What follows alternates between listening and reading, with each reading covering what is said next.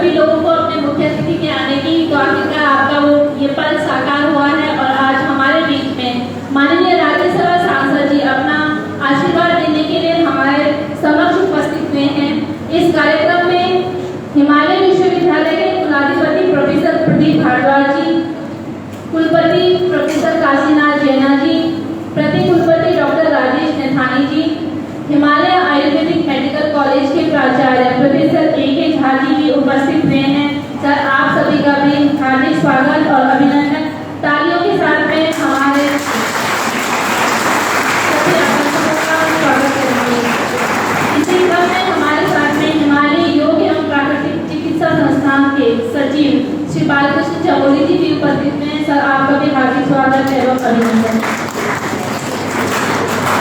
कार्यक्रम को आगे बढ़ाते हुए मैं माननीय प्रति कुलपति महोदय जी से निवेदन करूंगी कि वे हमारे आज के मुख्य अतिथि माननीय राज्यसभा सांसद जी का पुष्प गुच्छ देकर विश्वविद्यालय की ओर से स्वागत एवं अभिनंदन करेंगे।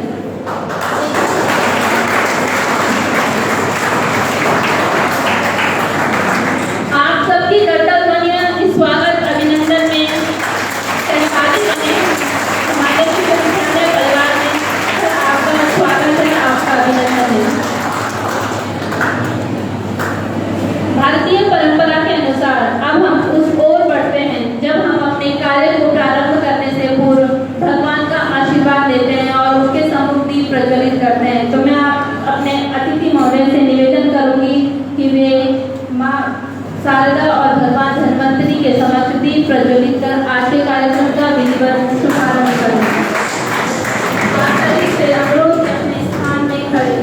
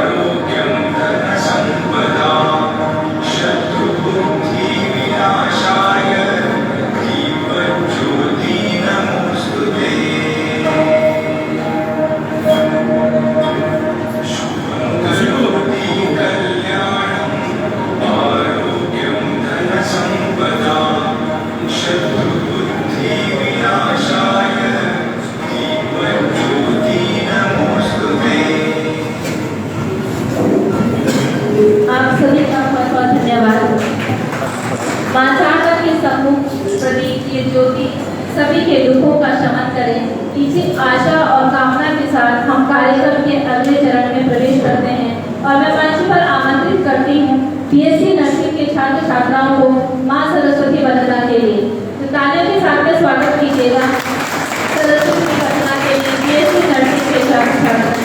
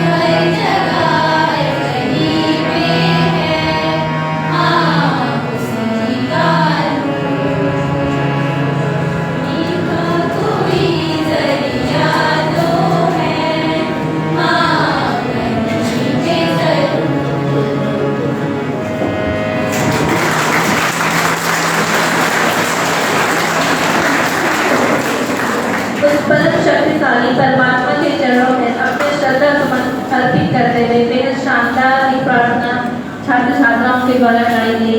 कार्यक्रम के अगले चरण में मैं आज के हमारे मुख्य अतिथि जी का सम्मान करने के लिए प्राचार्य Himalaya Ayurvedic medical college professor A.K. Jha sir से निवेदन करूंगी कि वे हमारे मुख्य अतिथि जी का शॉल पहनकर संस्था परिवार में उनका हार्दिक स्वागत और अभिनंदन करेंगे।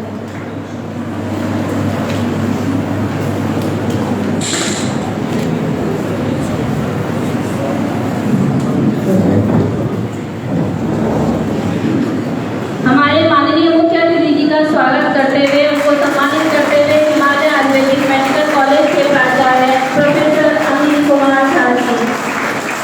इसी के साथ में मैं अपने माननीय कुलाधिपति महोदय और माननीय कुलपति महोदय जी से निवेदन करूंगी कि वे सम्मान प्रतीक भेंट कर हमारे माननीय मुख्य अतिथि जी का इस परिसर में इस विश्वविद्यालय में सम्मान करें।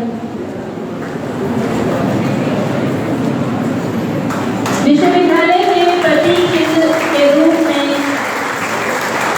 हमारे माननीय कुलाधिपति महोदय और कुलपति महोदय माननीय मुख्य अतिथि जी को अभिनंदन करते हुए उनका स्वागत करते हुए आप सभी महानुभावों का हार्दिक धन्यवाद।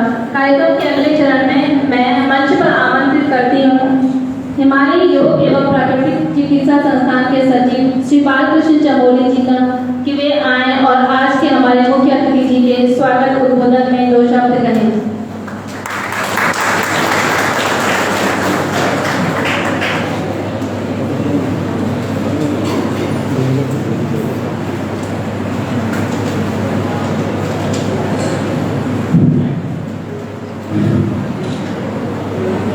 एक बार आप सभी लोग हमारे आज के मुख्य अतिथि जी के अभिवादन में बहुत शानदार कर्तव्य का एहसास कराएंगे। एक बार जोरदार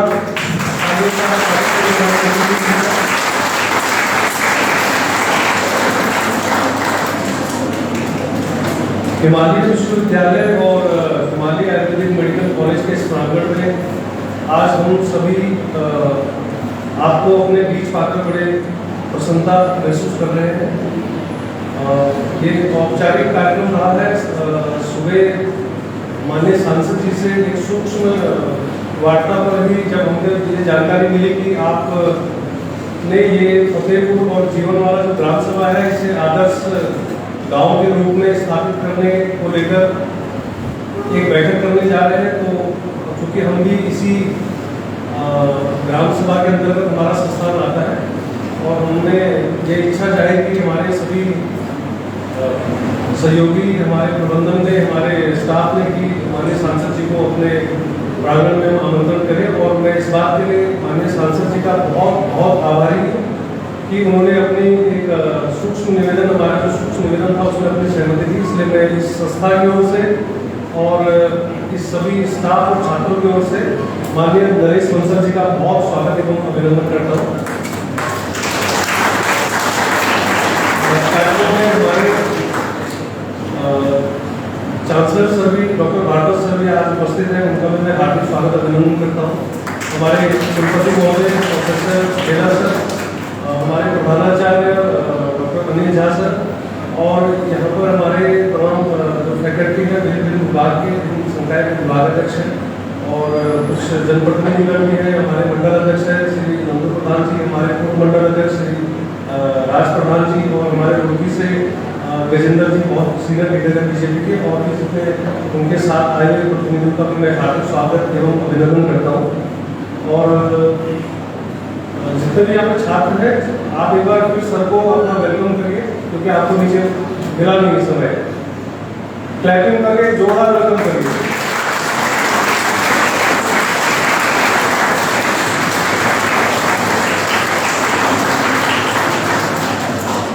मैं चूंकि सर को मैं लगभग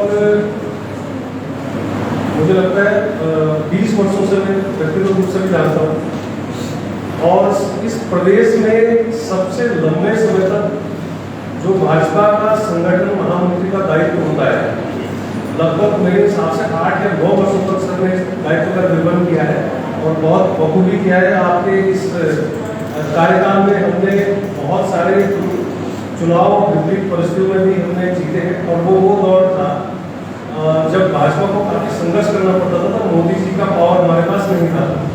तो उस दौर में सर ने हमने 2007 का इलेक्शन नहीं कराया और उसके बाद लगातार हम लोगों को मार्गदर्शन मिलता रहा।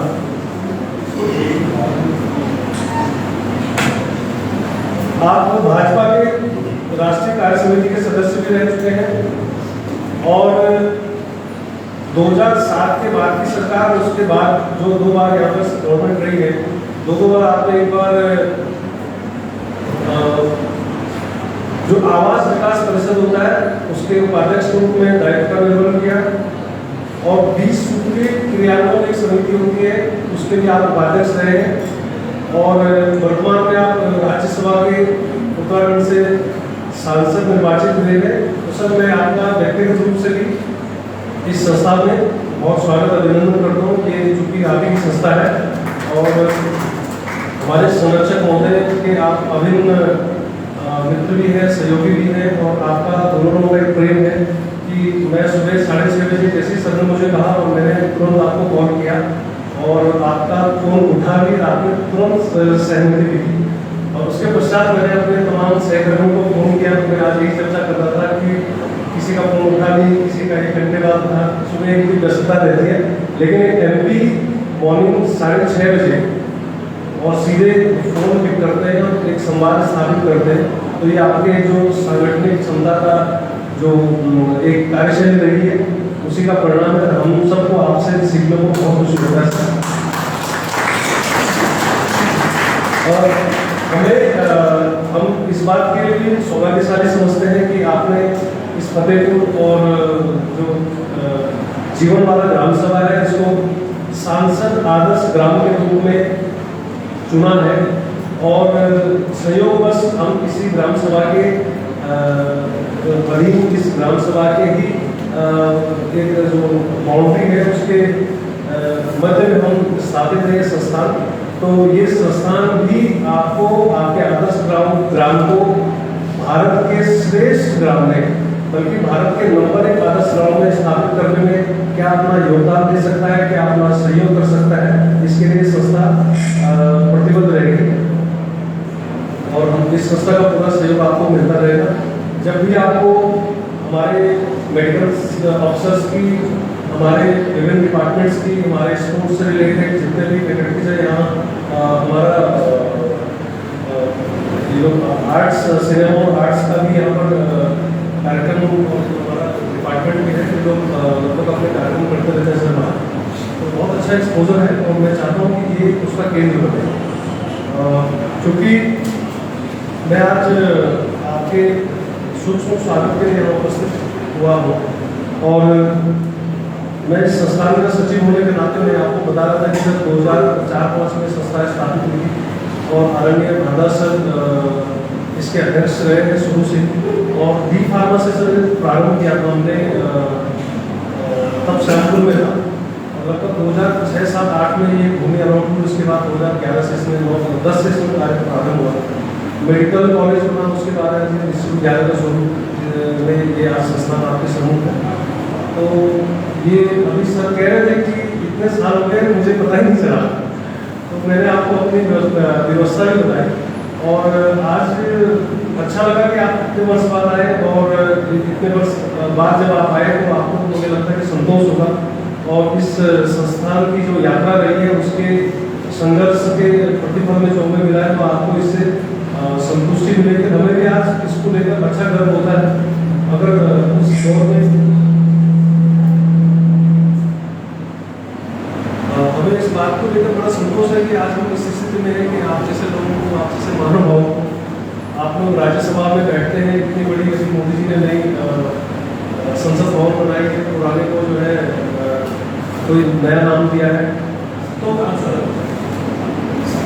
संविधान भवन का नाम दिया है। तो जब आपको इस ऊंचे स्थान पर आपको विराजमान रहने का सौभाग्य इस प्रदेश की ओर से मिला है तो हम लोग उतना तो नहीं, लेकिन उसके क्षणिक रूप में आपको यहाँ आमंत्रित करने में थोड़ा संतोष व्यक्त कर रहे हैं। सर आगे हम लोग निरंतर जैसे अभी आपके सांसद के महोत्सव होते हैं तो मैं अभी सिद्धार्थ से जिक्र कर रहा था कि आपको जब भी आवश्यकता होगी आपका ये प्ले ग्राउंड जो है यहाँ पे ऑलरेडी आर्म फोर्सेस के लिए जितने भी छात्र हमारे या जो भी युवा ट्रेनिंग लेता है, उसको चाहे रनिंग करनी है, हाई जंप करना है, लॉन्ग जंप करना है, जो भी इसके होते हैं, उसमें ये सब लोग अभी 15 सैनिक है वो ट्रेनिंग देते हैं। आगे भी अगर आपको आवश्यकता होगी तो इस संस्था में आपके साथ जुड़ा रहेगा।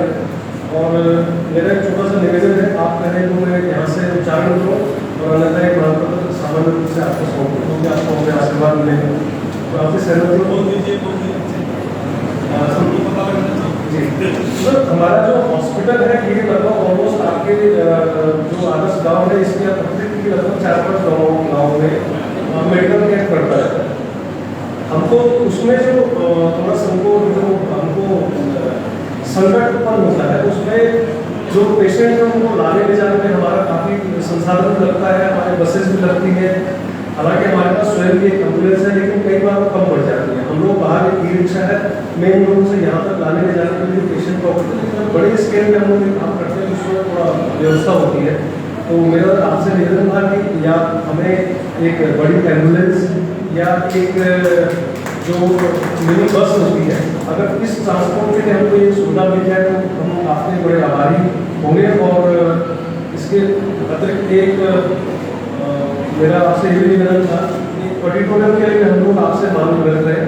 मैं समझता हूँ मैं जिस व्यवस्था में आप हैं थोड़ा बहुत उसका एक अंश मैं भी हो सकता है, उसमें कठिनाई हो, लेकिन उसको हम लोग CSR फंड या किसी अन्य मदद से, चूँकि ये आपका सांसद आदर्श गाँव जितने भी इंडस्ट्री यहाँ पर है इसमें प्रावधान भी है, मैं सिद्धार्थ से इस बारे में जिक्र कर रहा था। तो आप थोड़ा फोर्सफुली करेंगे तो ये भी एक एडिटोरियल के हम लोग यहाँ स्थापित कर सकते हैं। कुछ फंड हमें CSR फंड से मिलते हैं, कुछ संस्थान स्वयं से करेगी। तो इतना समय निवेदन था। और मुझे इस बात की भी खुशी है कि इस ग्राम सभा के यहाँ पर जनप्रतिनिधि भी है और आज यहाँ पर लगभग 40 से 50 के करीब जो आसपास के कर्मी हैं, चाहे वो नॉन स्किल्ड है चाहे स्किल्ड है, वो सब लोग यहाँ पर काम कर रहे हैं। तो ये संस्थान आसपास के गाँव को स्वास्थ्य और शिक्षा चिकित्सा देने के साथ साथ स्थानीय स्तर पर रोजगार भी मुहैया करा रही है। तो इसके लिए आपको ये जो मांग है मेरी, चूँकि आप राज्यसभा के सांसद हैं, पूरे प्रदेश भर में आप कहीं अपने MP फंड को दे सकते हैं, तो इसलिए मैंने आपको निवेदन किया है। मैं पूरा आपका बहुत बहुत आभार और अभिनंदन करता हूँ। बहुत बहुत धन्यवाद सर।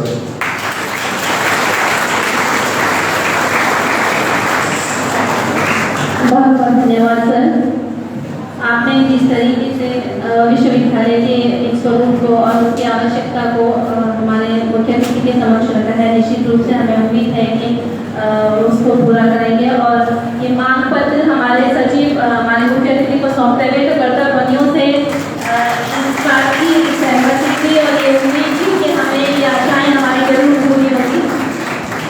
कार्यक्रम के अगले चरण में मैं आमंत्रित करती हूँ योग विभाग के छात्रों को कि वे योग की प्रस्तुति देकर विश्वविद्यालय के कलात्मक और रचनात्मक पक्ष को भी मुख्य अतिथि के समक्ष रखने का प्रयास करें।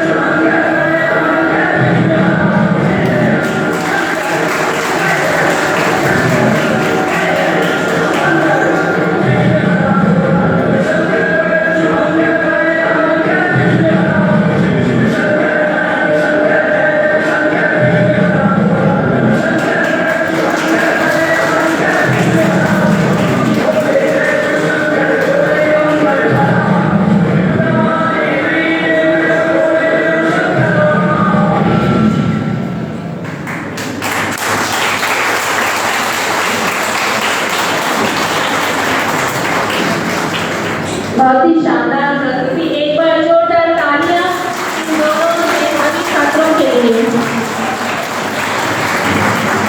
सर, आपको एक जानकारी देनी है कि ये दो छात्र राघव गुप्ता और मोहित रावत मंच पे आ जाएंगे।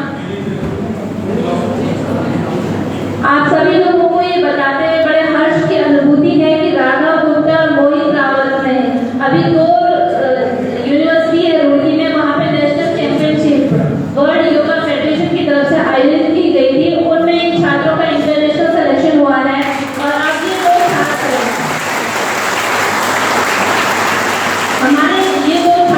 हमारे दुबई में होने वाली जो वर्ल्ड चैंपियनशिप है योगा की, उसमें प्रतिभाग करेंगे। तो एक बार पुनः तालियां इन दोनों छात्रों के लिए। इसी के साथ में राघव गुप्ता BNS 2020 बैच के जो छात्र हैं वो 37th जो नेशनल गेम्स अभी गोवा में होंगे उसमें भी यहाँ से हमारे देश का प्रतिनिधित्व करेंगे, हमारे प्रदेश का प्रतिनिधित्व करेंगे। तो एक बार जोरदार तालियां राघव गुप्ता के लिए।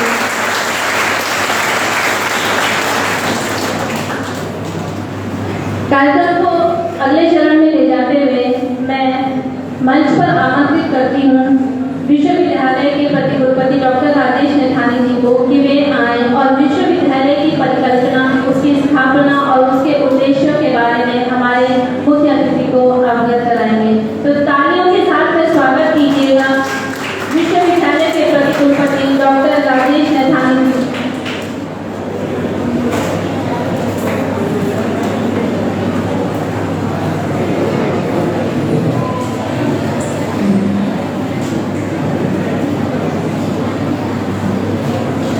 आज के इस कार्यक्रम के मुख्य अतिथि उत्तराखंड से राज्यसभा के सांसद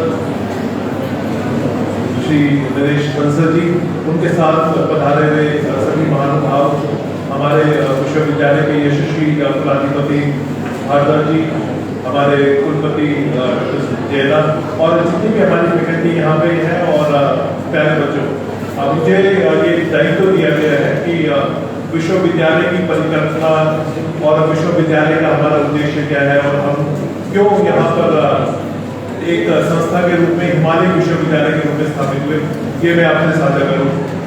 मैं आपको बताना चाहता हूँ कि जैसा कि आप सबको पता होगा 2005 में, जैसे कि हमारे सचिव जी ने बताया कि 2005 में संस्था की स्थापना हुई थी और हमने मूलतः पैरामेडिकल इसमें जो डी फार्मा होता है आयुर्वेदा में, तो वो उस कोर्स से हमने शुरुआत की थी और 2006 में हमें स्नातक जो BMS का है हमारा, वो हमें यहाँ पर कक्षाएं लगाने की हमें मान्यता भारत सरकार द्वारा दी गई। 2013 में हमने योगा, आयुर्वेद, पैरामेडिकल का जो नर्सिंग और पैरामेडिकल और नर्सिंग जो आयुर्वेद की होती है उन कोर्सों का हमने यहाँ पर संचालन प्रारंभ किया और 2014 में हमें जो भारत सरकार की तरफ से हमें स्नातकोत्तर जिसके लिए हम MD MS की जो कक्षाएं आयुर्वेदा में वो हमें लगाने की हमें अनुमति मिल गई।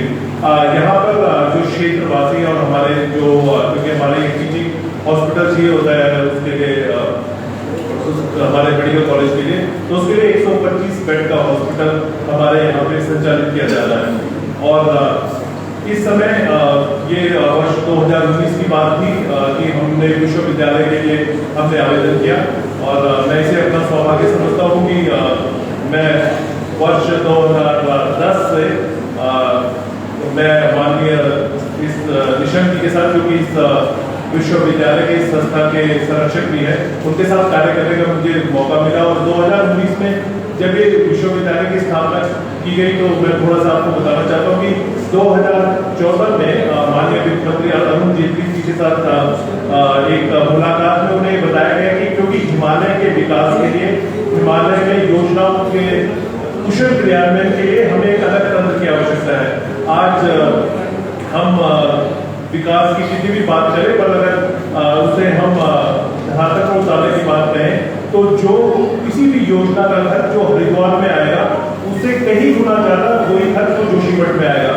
तो अगर जो हम सतत विकास लक्ष्यों की बात करते हैं, हम जो बात की जाती है कि हम पर्यावरण के साथ के संरक्षण और संवर्धन के साथ काम करेंगे, तो इस जो मांग रखी गई अरुण जेटली जी के सामने, उस समय माननीय तत्कालीन हमारे देश के वित्त मंत्री थे, तो उस समय बजट में हिमालय विश्वविद्यालय के लिए 100 करोड़ रुपए के बजट में प्रावधान किया गया। और क्योंकि मैं आदरणीय निरीक्षक जी के साथ सलाहकार था और उस समय उस बजट में ये परिकल्पना की थी कि हिमालय विश्वविद्यालय स्थापित किया जाएगा उत्तराखंड में और भारत सरकार इसका पूरा खर्च वहन करेगी।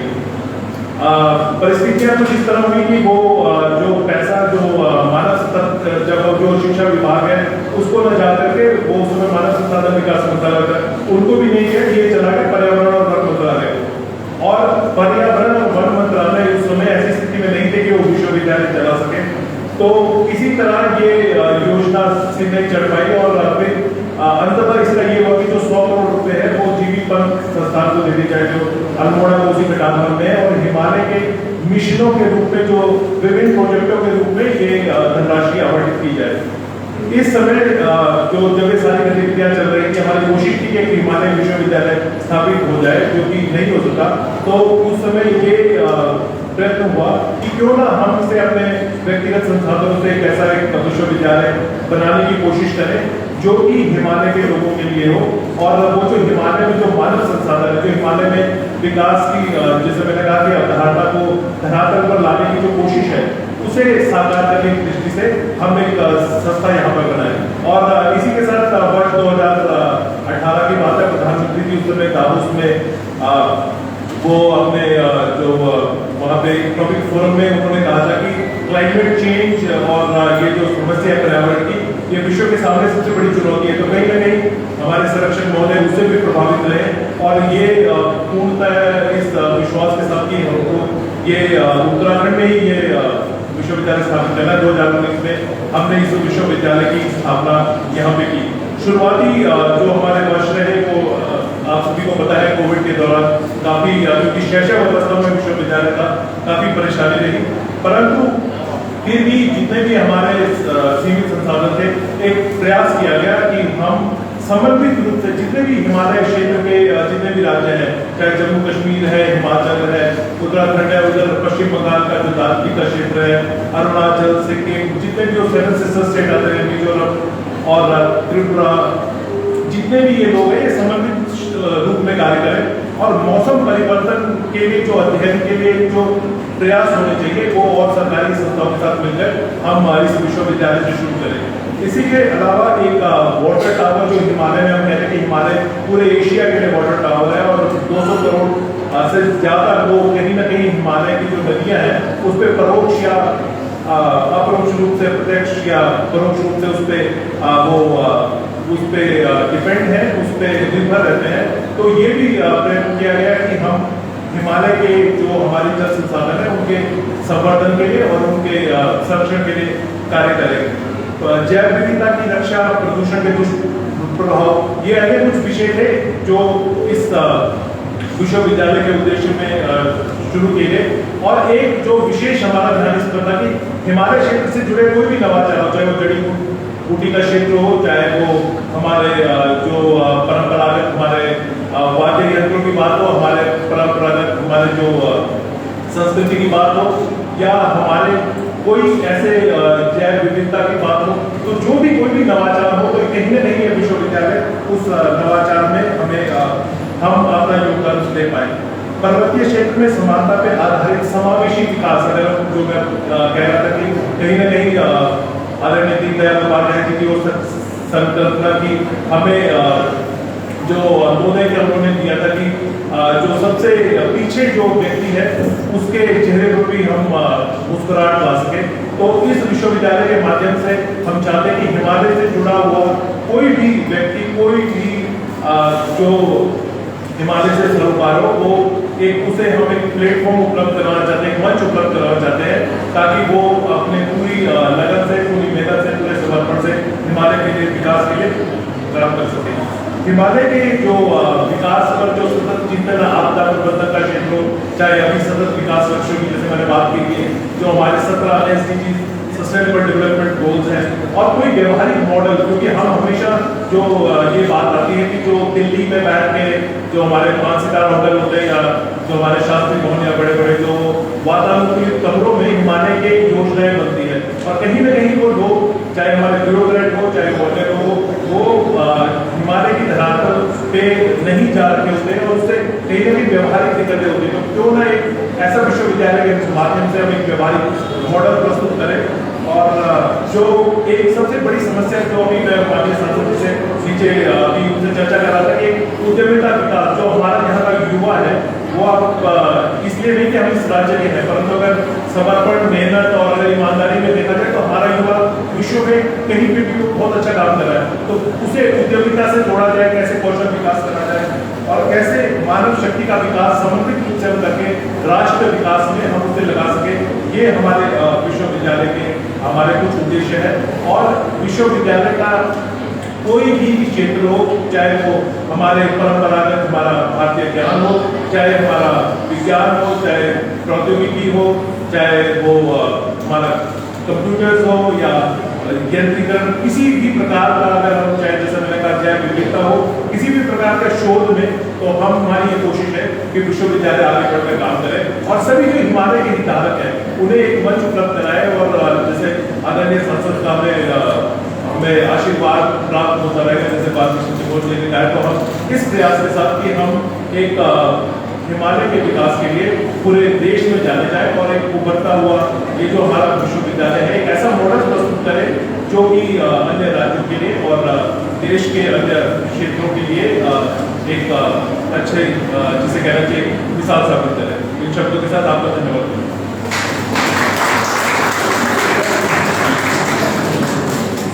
बहुत बहुत धन्यवाद।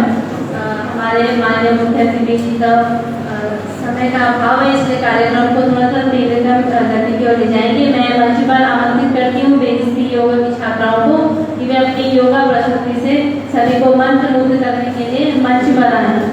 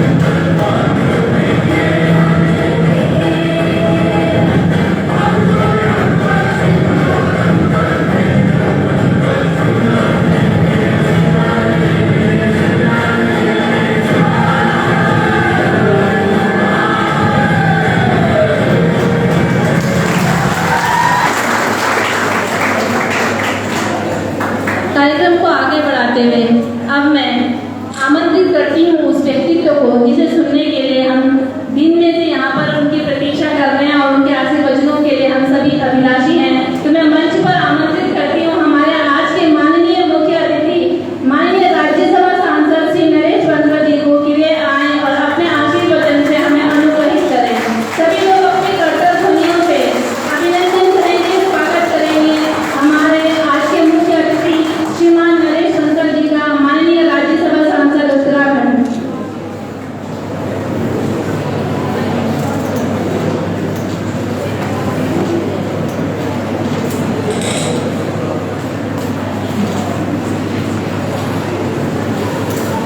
भारत माता की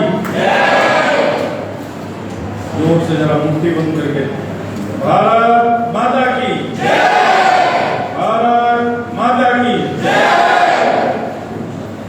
हिमालय विश्वविद्यालय के इस संक्षिप्त किंतु गरिमा में कार्यक्रम में विश्वविद्यालय के श्रद्धेय कुलाधिपति डॉक्टर प्रदीप भारद्वाज जी,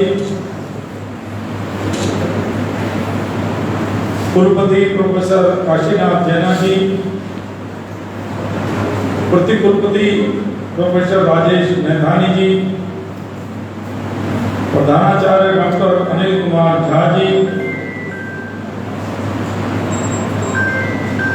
और इस विश्वविद्यालय के कर्मठ क्षमतावान सचिव मेरे छोटे भाई बालकृष्ण चमोली जी, कार्यक्रम में मेरे साथ आए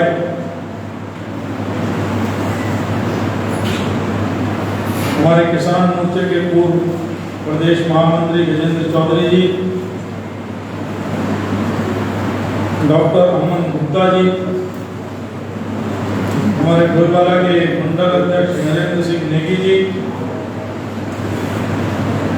और उपस्थित सभी विश्वविद्यालय का स्टाफ और शिक्षा ग्रहण करने वाले बेटे बेटियों,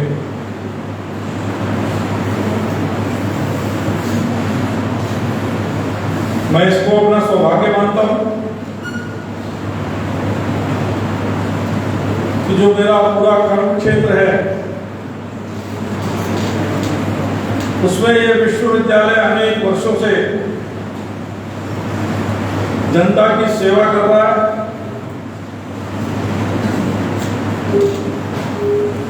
बालकृष्ण चमोली जी जैसा कर्मठ व्यक्ति इसके विस्तार और प्रबंधन में लगा है।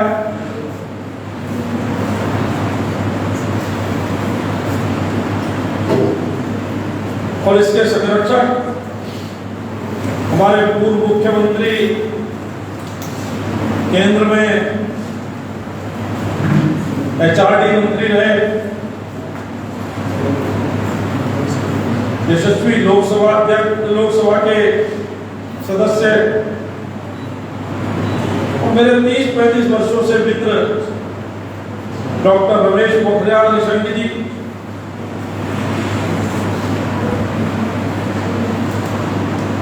लेकिन मुझे अपने आप पर भी आश्चर्य है कि इतने वर्षों से मुझे पता ही नहीं कि ये विश्वविद्यालय यहाँ पर।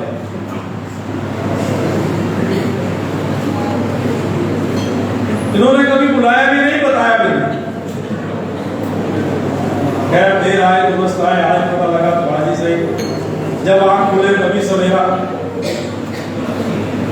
जब पता लग गया तो पता लग गया कि अपना विश्वविद्यालय है। मैंने जो गांव गोद लिया है उसमें विश्वविद्यालय है, तो आदर्श गांव बनने में उसके लिए और एक पैरामीटर मिल गया कि यहाँ विश्वविद्यालय भी है, मेडिकल कॉलेज भी है। तो मैं आप सबका बहुत आभारी हूँ कि आपके बीच मुझे आने का अवसर प्राप्त हुआ। हमारे बेटे बेटियां हैं, विभिन्न प्रकार की शिक्षा प्राप्त कर रहे हैं।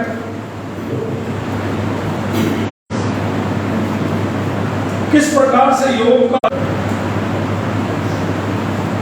अपनी परंपरा के अनुसार, अपने परंपरा के उनको मंत्र कह सकते हैं, उनको लोकगीत कह सकते हैं, उसकी धुन पर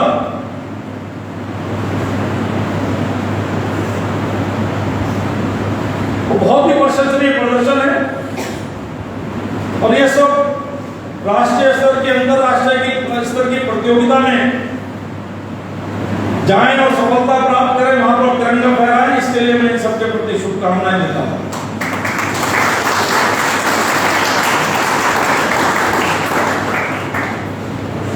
आप बहुत सौभाग्यशाली हैं, हम भी कम सौभाग्यशाली नहीं।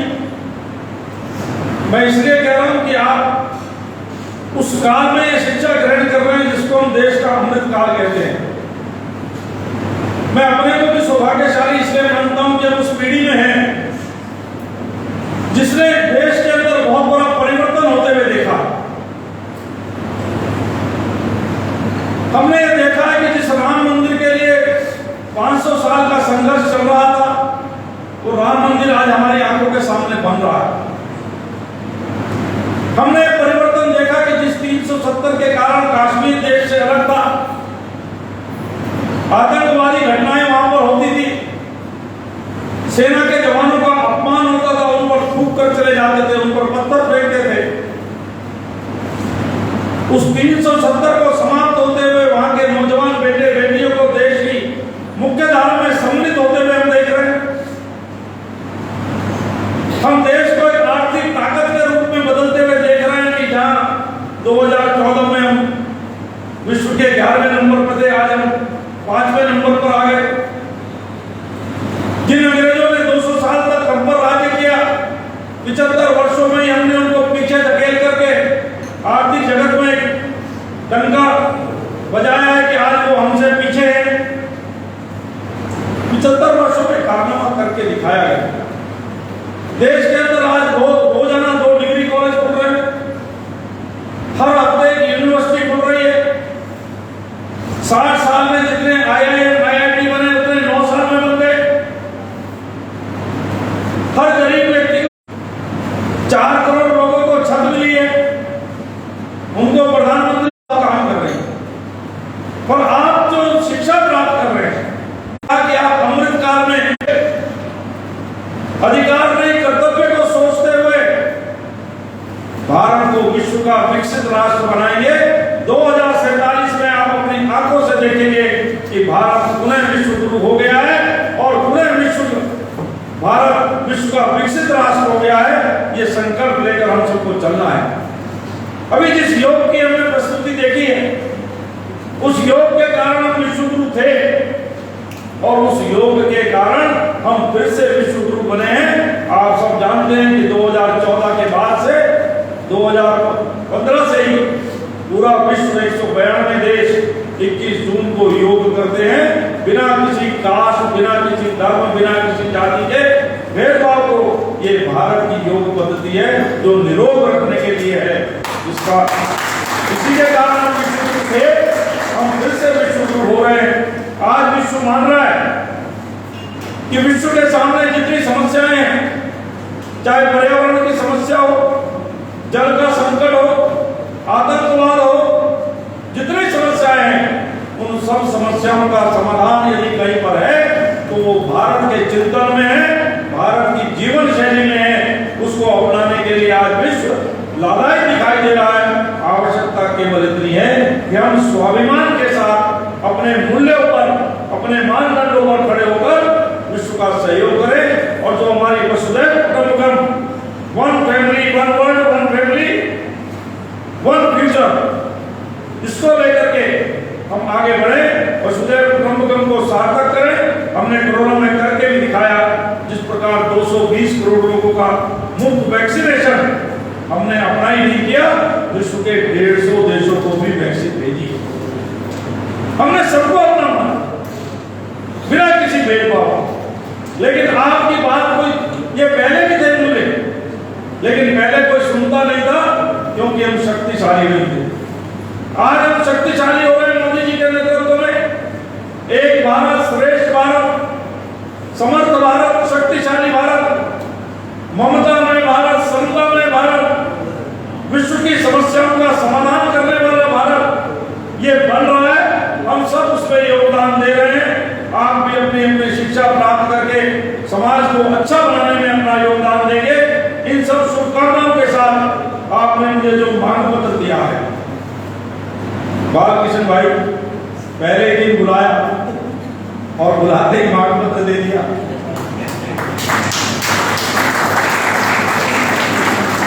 लेकिन फिर भी मेरा भी कर्तव्य है, जब मैं आया हूं तो मैं चाहे एम्बुलेंस करें उसको, चाहे रोगी वाहन करें, जैसे भी करें, एक 20 सीटर बस देने की मैं विचार करता हूं। और बाकी की चीजों के लिए भी हम सब मिलकर प्रयास करेंगे। CSR वगैरह से जो जुट सकेगा उसको जुटाएंगे। आप सबने मेरा स्वागत किया, उसके लिए मैं आभारी हूँ। आप सबका बहुत बहुत धन्यवाद। नमस्कार, जय भारत।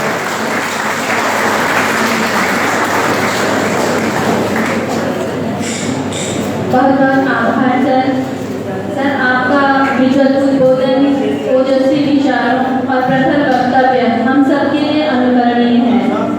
आपका भले ही प्रथम बार इस परिसर में आगमन हुआ हो, किंतु हम आशान्वित हैं कि आपका मार्गदर्शन निकट भविष्य में विश्वविद्यालय को मिलता रहेगा। और आपने जो घोषणा यहाँ से की है उसके लिए विश्वविद्यालय परिसर आपका हार्दिक आभारी है। कार्यक्रम अपने अंतिम पायदान पर है और अब मैं मंच पर आमंत्रित करती हूँ अध्यक्षीय उद्बोधन के लिए हिमालय विश्वविद्यालय के कुलपति महोदय प्रोफेसर काशीनाथ जैना जी को कि वे मंच पर आए और आज हमारे मुख्य अतिथि का धन्यवाद ज्ञापन कर कार्यक्रम के समापन की विधिवत घोषणा भी करें। तो मंच पर आमंत्रित करती हूँ प्रोफेसर काशीनाथ जैना जी।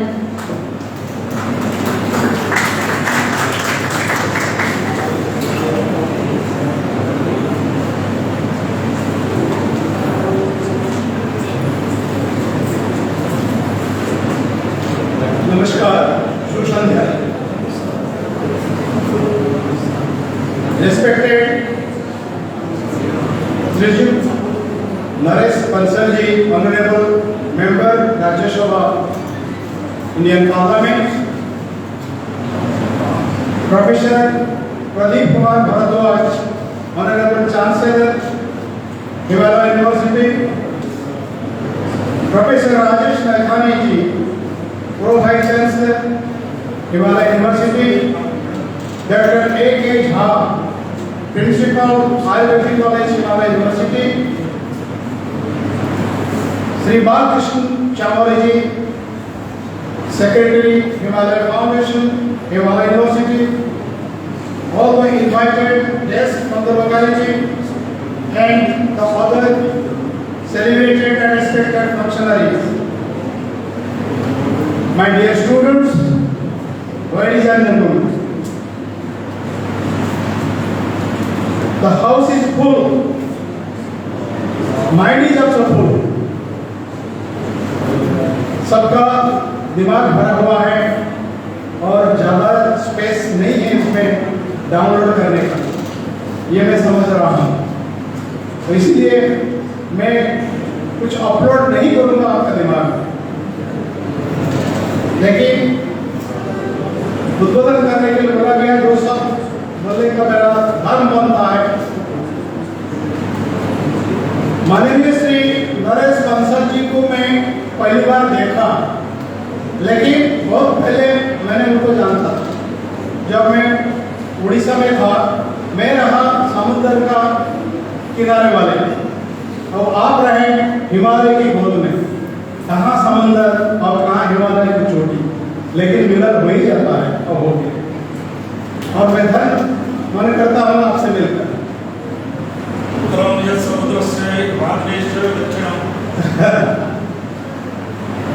ये हिमालय यूनिवर्सिटी में जो मेरे को मौका मिला है, ये श्रेय जाता है हमारे सर्वप्रिय सांसद जी और पूर्वतन मुख्यमंत्री उत्तराखंड और पूर्वोत्तर मानव संसाधन मंत्री श्रीयुत रमेश निशंक पोखरियाल जी। जब 1920 में सर MHRD मिनिस्टर थे, उस समय भारत की शिक्षा नीति में आमूलचूल परिवर्तन करने के लिए एक रिवोल्यूशनरी कदम उठाने के लिए जिम्मेदारी भारत सरकार से रमेश पोखरियाल निशंक जी को दिया गया। सर ने कश्मीर से कन्याकुमारी तक और उत्तर से दक्षिण या पूर्व से पश्चिम हर दिशा में जितने भी यूनिवर्सिटी है सारे यूनिवर्सिटी को प्रोफेसर को ईमेल माध्यम में संयोग स्थापन किया और सबसे अपना सलाह सुझाव और इनपुट्स मांगे थे। उसमें मैं भी अपना सुझाव दिया था और वो सुझाव शायद कभी कभी होता है क्लिक कर जाता है और उनका मन में मेरे लिए कहीं ना कहीं किसी कोना में थोड़ा बहुत फीलिंग था और उसी फीलिंग से आगे बढ़कर तो मेरे से संपर्क हुआ और उनका जो स्नेह और उनका जो प्यार और उनका जो केयर उसके बदौलत आज मैं यहाँ हूँ। इसका पहले मैंने उड़ीसा में था, उड़ीसा से Banaras Hindu university, Indian institute of advance studies Shimla, national forensic science university और असम सेंट्रल यूनिवर्सिटी और त्रिपुरा सेंट्रल यूनिवर्सिटी में कार्यरत था। अब आज मैं आप हिमालय बोर्ड में आपके सामने हूँ। श्री युक्त नरेश बंसल जी जो मैंने बोला आज मैंने देखा क्योंकि जानता तो था लेकिन जो मैंने देखा हमारा जो बैनर लगा हुआ है एक सेकंड के लिए मेरा कंफ्यूजन हो गया। ये तो इसको तो पहले देखा हो किस प्रोग्राम में लेकिन देख रहा हूँ पहली बार ये कंफ्यूजन मेरे कैसे हुआ। मेरे को एक सेकंड लगा जब बचपन में हम देखते थे नरेंद्र चंचल जी महान गायक उनके चेहरे के साथ नरेश बंसल जी के चेहरा बहुत से मिलता है। पता नहीं आपको अनुभव होता है कि नहीं होता है लेकिन मेरे को अनुभव हुआ नरेंद्र चंचल और नरेश बंसल जी तो इसीलिए मेरा कंफ्यूजन हुआ। तो मैंने बालकृष्ण सिंह को पूछा जो ये तो जनकचर लगते हैं मैं प्रोग्राम में देखा लेकिन सर आज आपसे पहली बार मुलाकात हुआ है।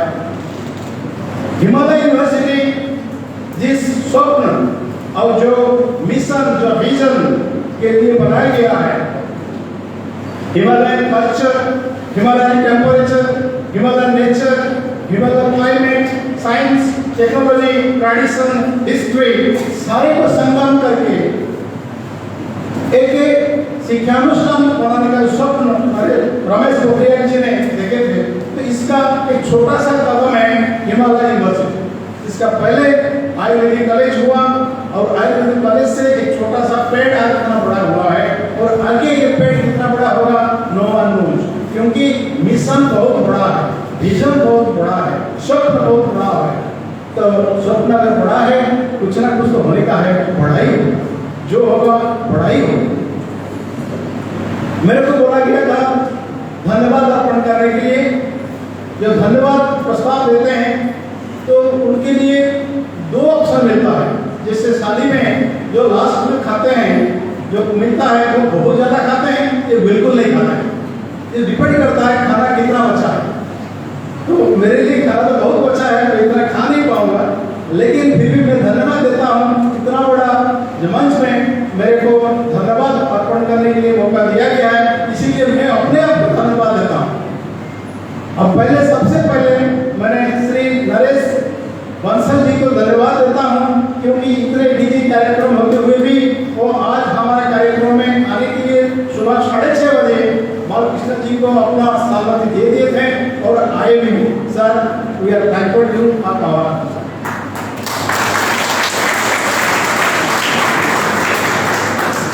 हमारे कुलाधिपति प्रोफेसर प्रदीप कुमार भारद्वाज आज जज मैंने फोन करके बोला सुबह जैसा आज नरेश बंसल जी हमारे बीच में आएंगे तो बोले मैं भी आ रहा हूँ।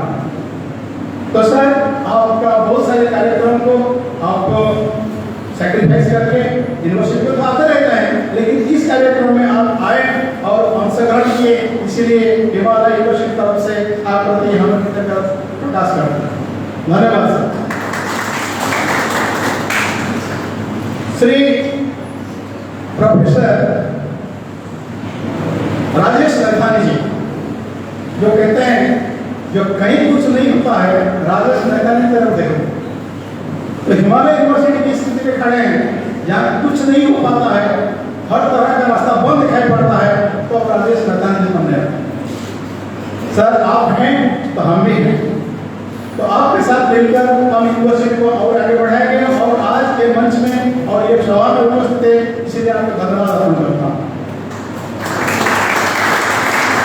Shri Anil Kumar Jha ji, the principal Ayurvedic college, he is one of the founding pillar of this university, क्योंकि इस यूनिवर्सिटी का शुरुआत हुआ है आयुर्वेदिक कॉलेज से। तो where there is root there is fruit, जहाँ रूट है वही फ्रूट है, तो फ्रूट कभी रूट को भूल नहीं सकता है। Sir we are grateful to you. Balkrishna Chawle ji अदृश्य रूप में रहते हैं, जो अदृश्य रहते हैं उनको और एक भाषा में करके घोष कहा जाता है, लेकिन हमारे साथ ऐसे घोष है जो हमेशा हमारे पीछे आशीर्वाद करके रहते हैं और यूनिवर्सिटी को आगे बढ़ाते हैं। इस तरह घोष हम हमेशा चाहते हैं। सर आप घोष बनते रहिए और हमारे साथ रहिए। और हमारे साथ इस जीवन माला और इस एरिया के जितने भी गणमान्य व्यक्ति उपस्थित हैं, सबके लिए हमारे हिमालय यूनिवर्सिटी तरफ से कृतज्ञता ज्ञापन हम करते हैं। और all the dear students, participants, faculty members of Himalaya university, I am grateful on behalf of Himalaya University to all. So this is all about the vote of thanks. So thank you all. Thank you. बहुत बहुत धन्यवाद sir. और आज इसी के साथ ये कार्यक्रम